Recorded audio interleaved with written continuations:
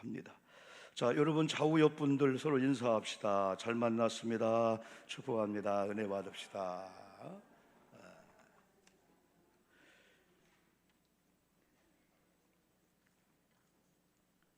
여러분, 우리 예수님은 공생의 그 사역 중 그 제자들과 함께 하시다가도 홀로 있는 시간을 많이 가졌어요. 한적한 곳에 가셔서 하나님과의 단독자로 만남, 또한 기도한 시간들 많이 가졌습니다. 그리고 어떤 경우는 사역 중 고침을 받는 사람들이 너무 감사해서 예수님을 따르고자, 내가 예수님의 가시는 그 사역의 길을 동참하면 안 될까요? 했을 때 주님은 단호하게 거절하듯이 집으로 돌아가라. 집으로 돌아가서 변화된 모습을, 그 치료한 모습을 보여줘라. 너로 인해서 얼마나 많은 사람이 고통을 당했겠냐. 이게 이제 거라사 광인의 사건 중인데, 온 몸이, 온 정신이 완전히 망가진 사람이었었어요. 귀신에 의해서. 근데 예수 만난 다음에 귀신이 다 물러가고 이제 정상이 여러분 되었어요. 그러니까 얼마나 고마워요.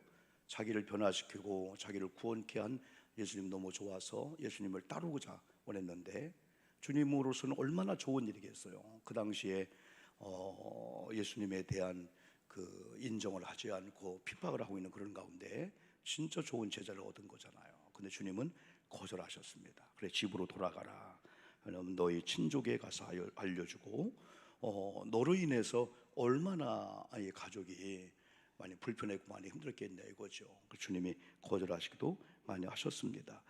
그런데 오늘 본문은 아무든지 나를 따라오려거든 하시면서 오늘따라 주님을 따라올 사람이 예수님은 필요하셨나 봅니다.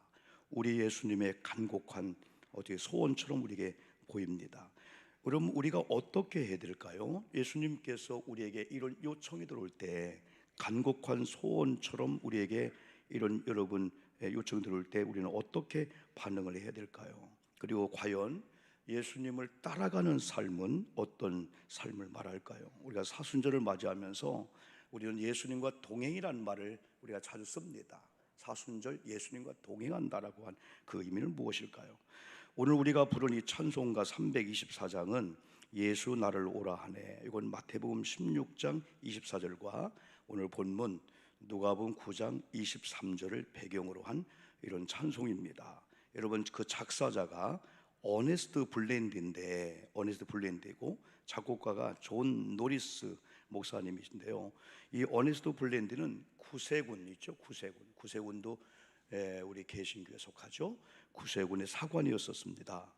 1890년도 그에게 이런 사명과 소명이 왔어요. 그 사명과 소명은 그 당시로 결정하기는 너무나 힘든 그런 일이었어요. 그건 뭐냐면 여러분, 그가 이 목표에 대한 그 사명인데 그 당시에 가장 힘들고 어렵다라고 하는 미국의 뉴욕시의 그 부둣가에 있는 흑인들의 그 슬럼가에 교회를 개척하라는 비전을 얻게 된 겁니다. 거기는 위험한 일이고 또 개척이 쉬운 일이 아니었었습니다. 그 소명과 그 사명의식을 여러분 붙잡고 기도하는데 오늘 가사 내용이 떠오르게 된 거예요. 그래서 가사 내용을 담아서 거기다가 아까 얘기한 대로 모리스 목사님이 존 노리스 목사님이 곡을 붙여서 오늘 이 노래가 되게 된 겁니다. 그 가사 내용을 보면은 예수님이 나를 오라 하네, 나를 오라 하네. 예수님의 그 부르심에 대한 여러분, 예수님이 나를 부른다고 하는 그런 사실 앞에서 어디든지 주를 따라 주와 같이 가려네. 이 어네스트 블랜드 목사님의 그 응답이라는 거죠. 주의 인도하심을 따라 어디든지 주를 따라 주와 같이 가려 하네. 심지어는 어디까지요? 2절에 겟세마네 동산까지, 피 흘린 주님의 피 흘려 기도한 그 동산까지, 또 어디까지요? 심판하실 자리까지. 그 당시에 제자들도 그 따라왔던 사람들 다 거기까지 못 갔는데 심판하실 그 자리까지, 때론 주님의 그 십자가의 여러분 그 현장까지 주가 크신 은혜 내려 나를 항상 돌보시고, 결국은 이 블랜디 목사 그 사관은 결국은 주님의 크신 은혜가 자기에게 내려서 자기를 돌보시기 때문에 하나님의 큰 영광을 바라보면서 주님이 나와 함께 하심을 믿고 따라가겠습니다. 그러면서 그 목표 현장으로 여러분 뛰어들었다 합니다.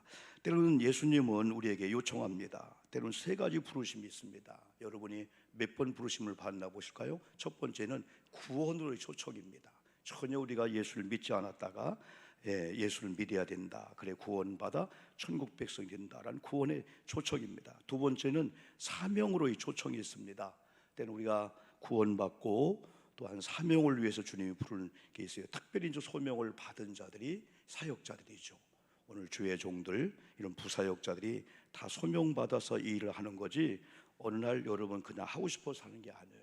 하나님께서 목사로 하나님의 전도사로 사역자로 불러주셨다는 그 소명감이 있기 때문에 그 소명에 응하면서 두 번째 구원과 이런 사명 소명에 대한 이런 응답을 받고 그 길을 가게 되는 거죠. 세 번째는 때로 주님은 이러한 구원받은 백성들이 또한 사명과 소명을 가진 우리 백성들이 성도님들이 십자가의 그 고통과 그 죽음의 현장까지 갈 수 있느냐. 어떻게 보면 오늘 이 말씀은 십자가의 그 고통과 죽음의 현장으로의 초대라고 볼 수가 있습니다. 나를 따라오려거든. 그래서 오늘 누가복음 9장 22절 27절은 주님께서 나를 따라오려거든, 다시 말하면 나와 동행하려거든, 저는 그 예수님의 나를 따라오려거든 이 말씀을 이렇게 보지 않습니다. 따라오려면은 오고 말려면 말아라. 네가 원하면은 원하고 원치 않으면 거절하라. 그게 아니고 이 말씀에는 네가 원치 않아도 힘든 길, 죽음의 길일지라도 너는 나와 함께 갈 수 없느냐? 여기까지는 왔는데 거기까지 가야 되지 않겠느냐? 그런 요청으로 우리에게 받아들입니다. 구원을 받았으면은 또 사명의 자리까지 왔으면은 와야 되죠. 때론 종종 우리가 여기까지 왔으면은 그 많은 세월 예수를 믿었으면 변화 좀 돼야 되지. 이제는 구원 받았다라고 하는 그 범주를 떠나서 사명의 자리까지, 이제는 내가 주님을 위해서 교회를 위해서 어떤 죽음도 핍박도 고난도 내가 감수하는 그 자리까지 가야 되지 않겠나라고 하는 주님의 간곡한 요청으로 우리에게 들려오기도 합니다. 단 조건이 있다면은 계속 이 말씀은 새벽에도 읽고 말씀을 드렸거든요. 자기를 부인하고, 이것은 예수를 믿고 구원받은 성도님들의 가장 기초요, 가장 기본의 이 자세입니다. 예수를 만나기 전에는 내 속에 여러분 세상 것들 혹은 자기 힘, 자기 지혜, 지식으로 가득 찼었습니다. 하나님 외에 다른 것들이 주인 되었었죠. 특별히 자기가 주인 되어서 자기 마음대로 여러분 방향도 잡고 목표를 삼고 자기가 원하는 길로 갑니다. 가다가 또 싫으면 안 가고 내 마음대로 할 수가 있습니다. 그러나 오늘 예수 그리스도를 모셨다라고 하는 것은 예수님이 내 속에 주인으로 또 성령님을 주로 모셨기 때문에 이제는 성령님께서 좌우지할 때 원치 않아도 따라가는 삶, 자기를 부인하는 것, 내 생각대로 내 마음대로 내 느낌대로 그 차원을 넘어가는 삶이 자기를 부인하는 삶이죠. 또 날마다 에브리데이, 이것은 항상이죠. 내가 원할 때도 가야 되고 또 원치 않을 때도 가야 되는 이 일들, 또 자기 십자가를 지고 나를 따를 것이라 할 때 하나님께서 때로는 여러분과 제게만 주신 십자가 있을 거예요. 어떤 이에게는 이 십자가가 사명일 수가 있어요. 어떤 분은 달란트가 될 수가 있어요. 어떤 분은 지금 내가 겪고 있는 고통, 어떠한 지고 있는 무거운 짐이 십자가일 수가 있습니다. 내 몸의 어떤 질고가, 또 내 가정의 어려움이, 때로는 경제 어려움, 여러분이 예수 믿는 것 때문에 때로는 핍박을 받잖아요. 그게 십자가일 수가 있습니다. 내가 자원하든 자원하지 않든 여러분 이 십자가에 대해서, 특별히 이 십자가 하면은 특별히 주님께서 그 당시에 사형의 형틀인 십자가를 지셨다 할 때 십자가 의미가 완전히 바뀌어지게 된 거죠. 그래서 구원받은 자에게 있어서 이 십자가는 그냥 나무 십자가, 그냥 그런 십자가 아니고 예수님께서, 하나님께서 구원의 방편으로 십자가는 그 당시에 로마의 압제를 받던 유대인에게 있어서는 최고의 사형틀이고 극심한 고통이 있는 그런 죽음이었거든요. 그래 다 저주받았다. 큰 죄인이다. 흉악한 범죄자이다. 때문에 예수님께서 십자가 달렸을 때에 양쪽에 흉악한 강도 둘이 같이 달렸잖아요. 예수님이 이만큼 십자가는 저주를 받았다. 베드로전서를 보면 버림받고 하나님으로부터 버림받고 완전히 저주를 받은 그런 이 모습이 십자가의 이 죽음이라는 거죠. 근데 우리는 십자가가 그런 죽음의 형태를, 사형의 형태로 보다가 예수님을 통해서 구원의 메시지가 있는, 구원의 십자가, 사람을 살린 십자가. 그래서 구원받는 자에게는 십자가가 영광의 기쁨인데 세상 사람들은 미련하다 봅니다. 왜 기독교인들은 왜 자꾸 십자가 얘기할까? 왜 죽음을 얘기할까? 교회 가면 잘 되고 평화를 얘기해야 되는데 왜 고통을 당하겠습니까? 거기까지 가겠습니까? 왜 그런 요구를 할까? 그래서 그들은 멸망받는 자들은 바보 같다고 합니다. 어리석다고 하기도 합니다. 그래서 하나님께서 특별히 어떤 모습으로든지 내게 준 그 십자가는 하나님이 주셨다면 그건 감당해야 된다. 그런데 때로는 성경은 감당할 만한 십자가를 준다는 거예요. 감당치 못할 시험도 우리에게 주지 않는다고 말씀해 주고 있습니다. 오늘 이 말씀을 하시기 전에 무슨 말씀을 하셨죠? 대개 세상 사람들은 큰 영광을 얘기하고 나를 따라오면 큰 어떤 보너스, 축복을 얘기하지 어려움 당할 수도 있어, 고통 당할 수 있어, 그런 일 잘 안 해요. 나를 따라오면은 우리 예수 믿으면 좋은 일 그쪽을 많이 강조해요. 그러나 고난이 있을 수가 있고 예수님 때문에 핍박을 받을 수가 있고 예수님 때문에 억울함을 당할 수 있다, 이런 얘기 하지 않아요. 그런데 예수님은 제자들 향하여 단호하게 22절에서 인자가 많은 고난을 받고 장로들과 대제사장들과 서기관들에게 버림받을 때가 온다는 거예요. 더 나아가서는 죽임을 당할 때가 온다는 거예요.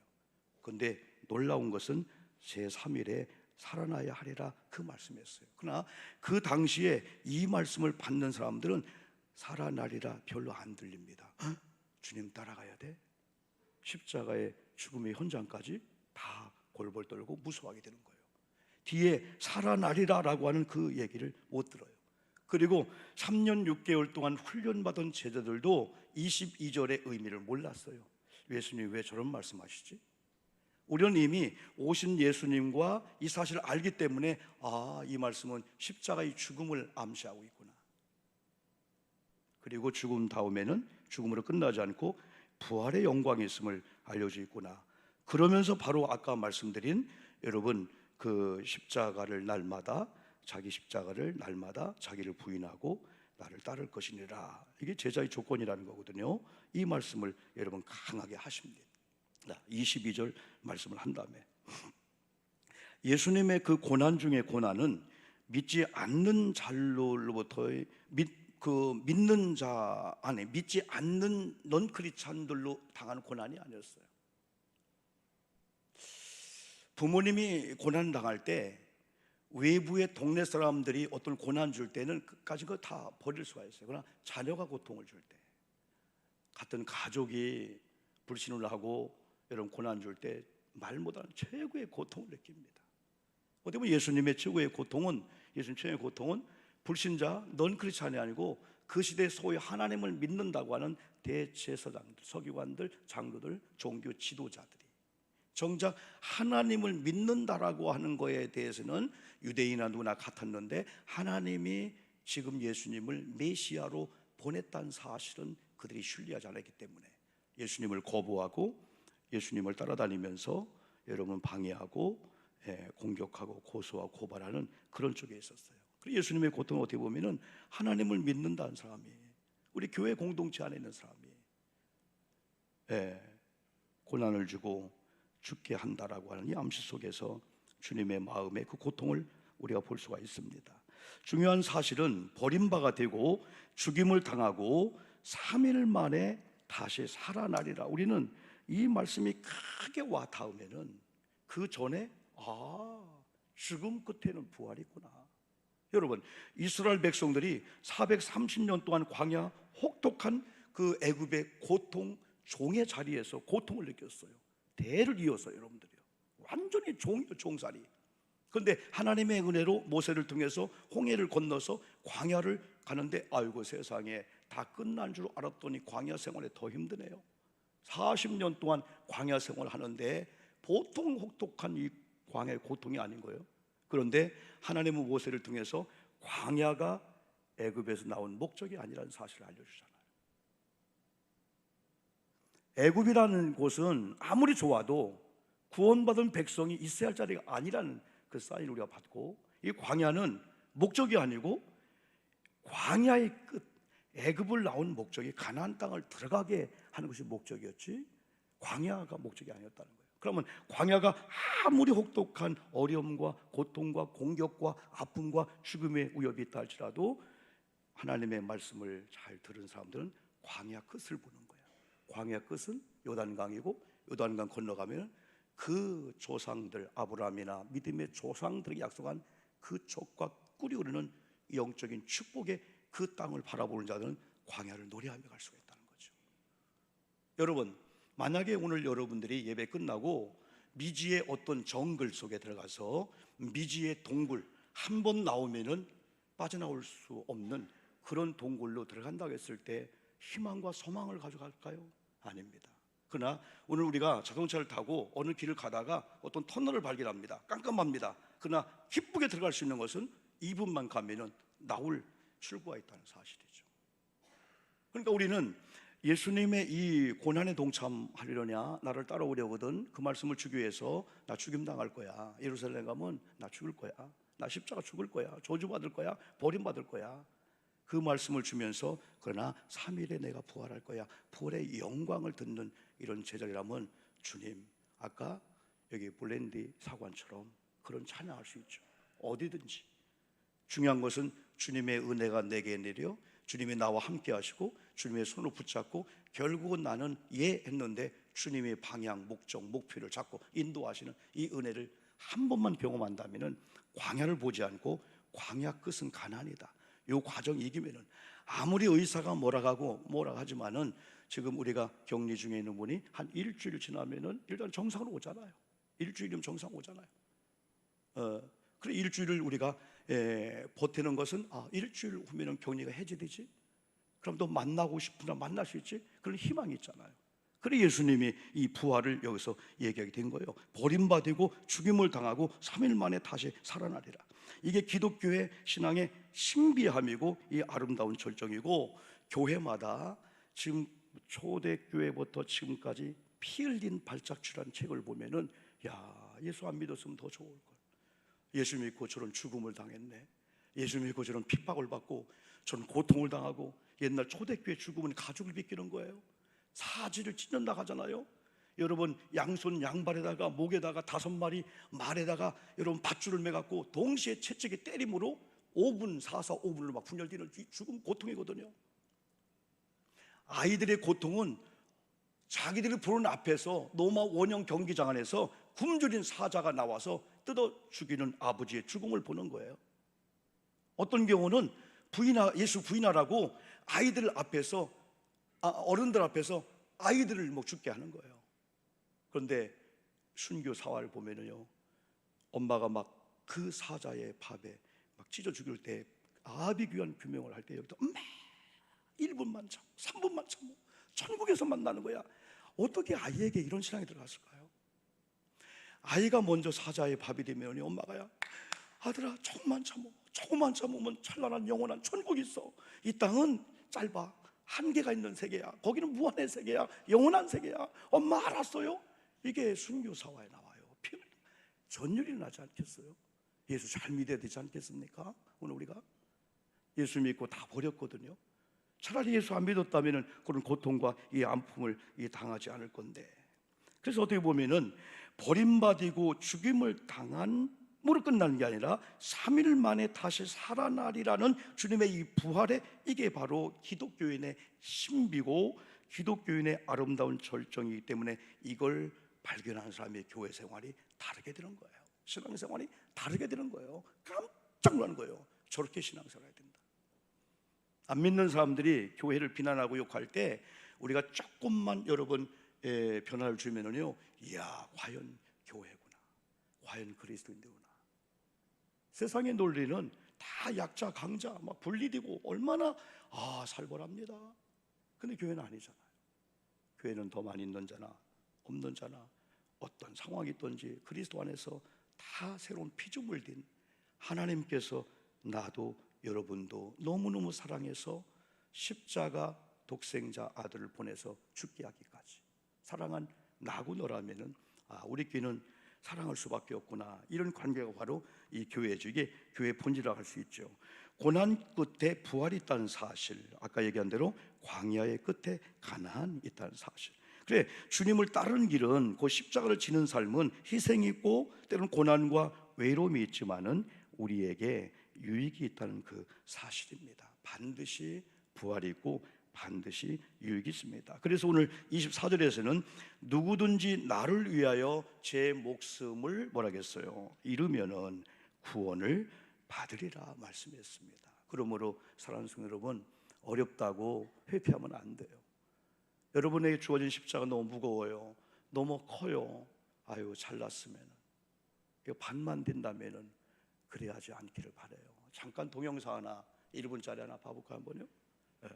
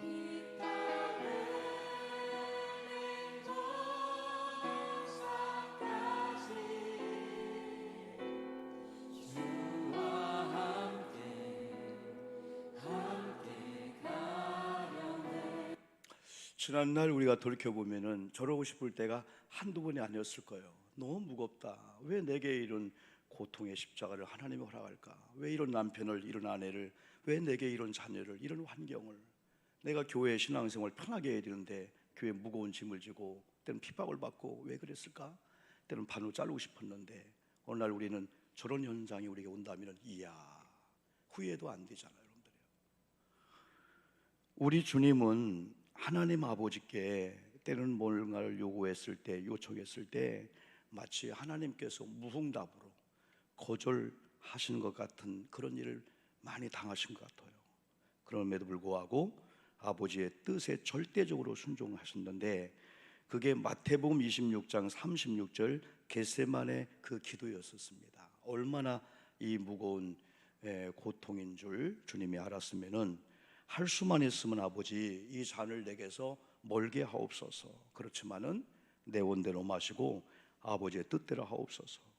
또 마태복음 27장 46절에서는 십자가에 찢어지는 고통 가운데 7마디 말씀 중에 하나가 엘리 엘리 하나님을 부릅니다. 지금 고통의 십자가입니다. 마지막 사생결단하고 엘리 엘리 얼마나 말 하나님 아버지여 나마 사박다니 하나님 어찌하여 나를 버리시나이까. 하나님이 당장 뛰어와서 그래 구원의 방법 너무나 참혹하다 다른 방법으로 해야 되는데 우리 주님은 아무 말씀도 없는 것 같았습니다. 예수님의 절규에 왜 그것도 독생자 외아들이신데 처절한 울부짖음에 하나님께서는 응답하지 아니하셨을까요? 마치 우리 예수님은 이런 거절의 아픔을 하셨던지 공생의 삶 가운데 가끔 요청합니다. 어떻게 보면은 내가 오늘 이 본문을 통해서 할 때 거절당하면 안 되는데 우리 제자들이 기꺼이 가겠습니다 하기를 원하셨던 이 주님의 마음을 충분히 여러분 읽을 수 있습니다. 나를 따라오려거든 그 요청 전에 부활을 예고했다고 말씀했죠. 나의 십자가를 지고 나를 따라오려면 구원과 부활의 영광이 있을 거야. 아예 제자들이 무지하지 않고 예수님의 요청에 응답하고 따라오기를 원하셨던 아마 예수님의 마음을 충분히 읽을 수가 있습니다. 거절당하지 않기를 원하셨던 것 같습니다. 여러분, 십자가의 동행자가 우리 주님에게는 필요한 것 같습니다. 예수님이 골고다 언덕 십자가를 지고 가다가 전날도 계속해서 신문을 당하고 재판받고 채찍에 맞고 도저히 감당할 수가 없었습니다. 쓰러지고 넘어집니다. 그때 지나가는 한 사람을 로마 군병이 여러분 대신 십자가를 지고 가게 하죠. 여러분요, 억지로 십자가를요. 그런 패션 오브 크라이스트라는 그 영화를 보면은 그 예수님의 그 고통 가운데 눈길이 마주치는 그런 그림을 멜 깁슨이 그려보려고 했던 것 같아요. 고맙다. 왜?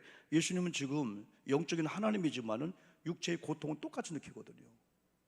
마리아는 여인이 우리 예수님이 얼마나 목마를까, 채찍에 맞아서 피 흘리고 얼마나 목마를까.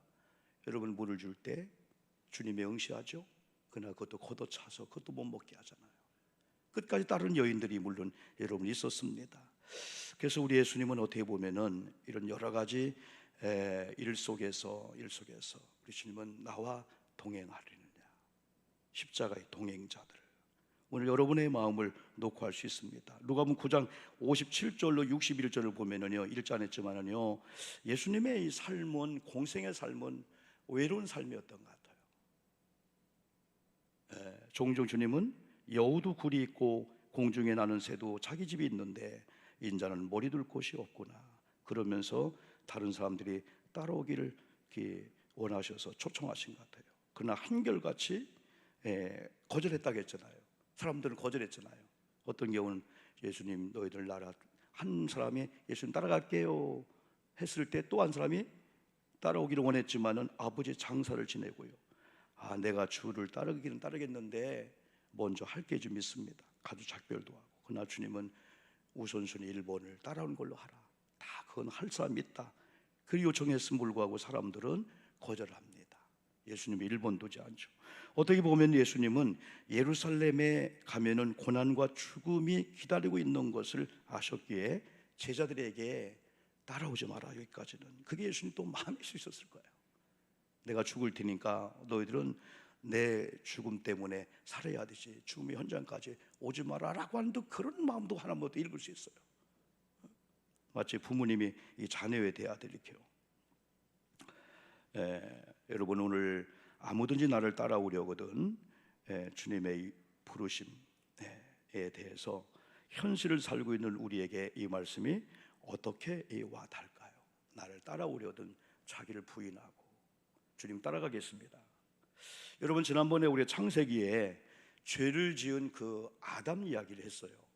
아담이 하나님과 함께 하다가 죄를 짓고 난 다음에 여러분 숨었습니다. 그때 하나님이 아담을 찾습니다. 아담아, 네가 어디 있느냐 했을 때 아담이 두려워서 나타나지 않고 내가 숨었나이다, 바위 틈 사이에. 그때 하나님은 그의 포지션, 몸이 어디 있는가를 몰라서 물어본 게 아니었었죠. 여기서 신앙과 이 불신앙은 뭐냐면, 불신앙은 내 안에 예수가 안 들어온 거죠. 근데 내가 주인 되는 거죠. 신앙은 어느 날 예수가 들어와서 예수님 중심으로 살고 예수님 주인의 그 명령에 따라 우리가 살게 되는 거죠. 그러니까 아담아, 네가 어디 있느냐 했을 때 네 마음속에 내가 없다는 거예요. 하나님이 없다는 거예요. 어느 날 죄가 들어오니까 하나님을 여러분에게 나가게 했듯이 나가고 자기가 있고 사단의 생각이 있다는 거죠. 그리고 어떻게 보면 오늘 우리가 주님과 동행한다, 네가 나를 따라오려거든 할 때 우리 몸 물론 기겠죠, 맞겠죠. 그러나 너의 마음이, 너의 생각이, 너의 삶의 모든 목적이 우선순위 1번이 나를 위하지 않겠느냐. 그리고 좋은 그런 장수 있지만은 죽음까지도, 그러나 반드시 너에게는 구원이 있고 이런 부활의 영광이 바로 있다. 사순절 예수님과의 동행하는 삶, 우리가 한 사순절, 벌써 우리가 사순절 두 번째 날이거든요. 거의 지금 이제 한 달 이상 이렇게 남았습니다. 오늘은 첫째는 본문 말씀을 꼭 붙잡고 한번 주님과의 십자가 동행 삶을 사는 게, 그래 나를 따라올래? 그래 나를 따라오려거든. 그래 자기를 부정하고 자기 십자가를 날마다 지고 나를 따라오야 된다. 그 말씀을 꼭 붙잡아야 되고, 결국은 주님을 따라간다라고 하는 것은 결국은 주님을 사랑한다는 말씀이고 주님의 말을 기록해 놓은 성경대로 산다는 의미예요. 그래서 지금 성경 정독하고 성경을 읽는 분들은 내가 주님과 동행하는 삶을, 이 말씀을 읽으면서, 그러면서 말씀 읽으면서 삶을 바꾸고 또 말씀을 이렇게 들으면서 우리의 삶을 바꾸면서 주님 원하신 쪽으로 자꾸 우리가 바꾸게 되는 거죠. 성경 정독이 또 중요하죠. 네. 그리고 영혼의 호흡인 이 기도의 사람이 되는 것이 주님과의 동행에 가장 중요한 거예요. 다른 것보다도 영혼의 호흡인 이 기도하는 것. 그래서 특별히 우리가 겟세마네 주님의 그 간곡한 그 기도의 그 요청이 있었죠. 마가복음 14장 37절 보니까 시몬아 자느냐 네가 한 시간도 깨어 있을 수 없더냐. 또 마태복음 26장 40절 동일한 사건인데 마태는 이렇게 표현했어요. 너희가 나와 함께 한 시간도 이렇게 깨어 있을 수 없더냐. 예수님이 겟세마네 동산에서 기도할 때 한 시간만 나와 함께 기도할 수 없더냐. 이게 우리에게 와닿는 거예요. 하루에 한 시간이구나. 우리 일천 릴레이 기도라는 의미가 바로 그런 의미를 두게 된 거죠. 여러분 139 기도 운동이 습관화되면은 참 하루에 삼시세끼를 먹는 것이 아주 우리 기억에 남고, 그건 뭐 암송할 필요가 없듯이 아침이구나, 점심이구나, 저녁이구나, 또 간식까지 우리가 먹지 않습니까? 139 기도 운동의 그 의미가 있죠. 1339는 질병관리청입니다. 그걸 전화하면은 우리 코로나에 대해서 직접 여러분 본부에서 봤죠. 사도행전 3장에 보니까 베드로, 야고보, 요한이 정한 시간에 기도하러 가다가, 제9시에 기도하러 가다가, 혹은 정한 시간에 기도하러 가다가 하나님의 그 기적을 일으키고 기적을 만나지 않습니까? 그리고 우리는 계속 설교한 대로 다니엘서 6장 10절에 포로로 잡혀간 상태의 나라 위기를 만났을 때에 자기 다락방에 올라가서 예루살렘을 향하여 하루에 3번씩 다니엘이 기도했다. 이 3-3번, 이 3번이 참 중요한 것 같습니다, 여러분들이요. 그리고 우리가 주여 3번을 해도 일전에 말씀드렸죠. 그냥 우리가 무턱대고 주여 하는 게 아니고 다니엘이 9장 19절에서 주여 들으소서, 주여 용서하소서, 주여 귀를 기울이시고 행하소서, 계속해서 지체하지 마옵소서, 나의 하나님이여 주 자신을 위하여 하시옵소서. 이는 주의 성과 주의 백성이 주의 이름으로 일컫는 바 됨이라. 이걸 근거로 해서 우리가 일천 릴레이 기도하게 되는 거죠. 여러분 일천 릴레이 기도의 이 신비함을 여러분이 경험하기를 원해요. 자 보세요. 하루에 당번이 3명이라면은 어떤 분은 새벽에, 어떤 분은 낮에 자기 원하는 시간에 와서 기도할 겁니다. 그러면 거기에 기도 매뉴얼이 있죠. 자신을 위해서, 가정을 위해서, 한 번쯤은 교회 장로님들의 이름을 기억해 보면서, 한 번은 우리 기관장이 누구지, 속장이 누구지 한번 기억해 보면서 교사를 위해서, 아이를 위해서 쭉 기도합니다. 나라를 위해서, 민족을 위해서 기도합니다. 그러나 우리 교우들이 당번이 아닌 분들은 이런 일정표를 성경갈피나 집에 붙여놓고 오늘은 어느 장로님, 권사님이 기도의 당번이구나 할 때 전 교인들이 하루에 한 번이라도 당번을 기도하다 보면 이 기도가 네트워크가 되고요, 기도가 연결된 중보기도의 오히려는 대단한 걸 저는 알기 때문에 여러분들의 다른 선물보다도 있는 자리에서 우리 목사님 그 기도해 주는 중보기도의 위력이요 상상도 못하게 되는 거예요. 여러분 우리 교회가 코로나 이런 가운데 다들 복잡하고 힘들고 다 어렵고 뭐 마이너스다 별 얘기 다 하는데, 지금 우리 교회가 감사하는 것은 성경 정독하고 성경을 읽는 그 역사들이 막 군데군데 나타나고 있는 것이 아주 고무적이고, 두 번째는 139 기도 운동이 릴레이인데 이게 은혜롭게 진행되고 있는 거예요. 기도가도 아까 여러분 봤지 않습니까? 얼마나 중요한지. 그래서 3명은 교우들을 위해서, 3명은 나라를 위해서, 그 동시에 전 교인들이 다는 아니겠지만은 오늘이 어느 분 기도, 그분을 위해서 기도하다 보면 여러분 신비한. 그래서 여러분 누구에게 부탁합니다. 어머님 다른 거 저에게 주시면 유산 필요 없습니다.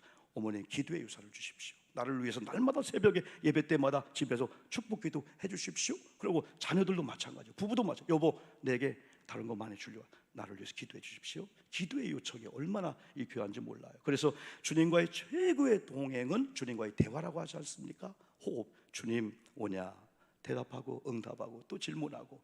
그래서 이번 사순절 기간 동안에 오늘 본문 말씀을 꼭 붙잡고 우리가 한번 성경 정독 한번 그런 쪽으로, 그리고 한번 기도에 이런 일에 동참해서 우리가 기도한 삶이 결국은 사순절 주님과의 동행의 삶이면서, 그러면 기도하다 성경 읽다가 하나님의 목표를 막 방향을 우리 마음을 돌리고 회개케 하고 막 수술하고 알지 못하던 그런 막 지혜의 문을 열어서서 이야 신비함을 경험할 수 있는데, 여러분 사순절 주님과 잘 동행하셔서 주님과 함께 하심으로 승리하는 사순절 되기를 주님의 이름으로 축복합니다.